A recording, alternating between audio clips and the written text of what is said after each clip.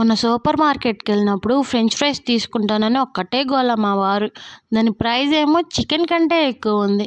నీకు ఇప్పుడు ఫ్రెంచ్ ఫ్రైసే కదా కావాలి అని 1 కేజీ పొటాటో అయితే తెచ్చేసాను. ప్రాసెస్ చూద్దామా? పెద్ద సైజు ఉన్న పొటాటోస్ అయితే తీసుకోవాలి. ఫ్రైస్ అనేవి పెద్దగా వస్తాయి, చూడడానికి కూడా చాలా బాగుంటుంది. మంచిగా పీల్ ఆఫ్ చేసుకొని సాల్ట్ యాడ్ చేసుకున్న వాటర్లోకి అయితే తీసుకోవాలి. నెక్స్ట్ వీడియోలో చూపిస్తున్నట్టు బంగాళదుంపల్ని ఈవెన్గా కట్ చేసుకుంటూ ఫ్రైస్ లాగా కట్ చేసుకోవాలి. అన్నీ ఒకే సైజులో ఉండేలాగా చూసుకోవాలి. ఇలా కట్ చేసుకున్న ముక్కల్ని ఒక 2-3 టైమ్స్ వాటర్లో అయితే కడుక్కోవాలి.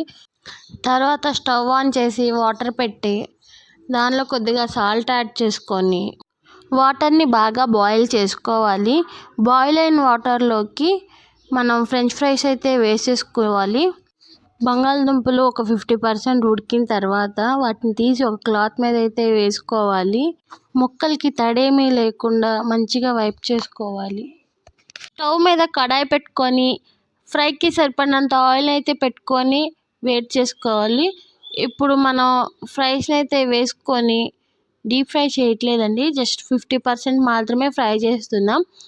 ప్లేట్లో టిష్యూ పేపర్ యాడ్ చేసి ఇలా ఫ్రై చేసుకున్న ఫ్రైస్ని తీసుకెళ్ళి ప్లేట్లోకి అయితే ట్రాన్స్ఫర్ చేసుకోవాలి.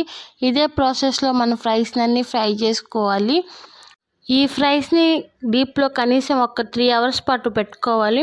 మీకు కావాలంటే డబ్బాలో పెట్టుకొని వీటిని స్టోర్ కూడా చేసుకోవచ్చు. ఇంకేముంది, డీప్ ఫ్రైకి కావాల్సిన ఆయిల్ పెట్టుకొని ఫ్రైస్ని మంచి గోల్డెన్ షేడ్ వచ్చే వరకు ఫ్రై చేసుకోవాలి. ఇలా అన్నిటినీ ఫ్రై చేసుకొని ఒక గిన్నెలోకి తీసుకొని కొద్దిగా సాల్ట్, కారం యాడ్ చేసుకుంటే మన ఫ్రెంచ్ ఫ్రైస్ అయితే రెడీ. చూడండి, ఇవి రెస్టారెంట్లో దొరికే వాటికంటే చాలా టేస్ట్గా ఉంటాయి. Must try. మీరు కూడా ట్రై చేసి ఎలా ఉందో చెప్పండి. మా వారికి కూడా బాగా నచ్చాయి, చాలా హ్యాపీగా తిన్నారు. జస్ట్ 2 మినిట్స్లోనే మొత్తం ఖాళీ అయిపోయినాయి అంటే నమ్ముతారా?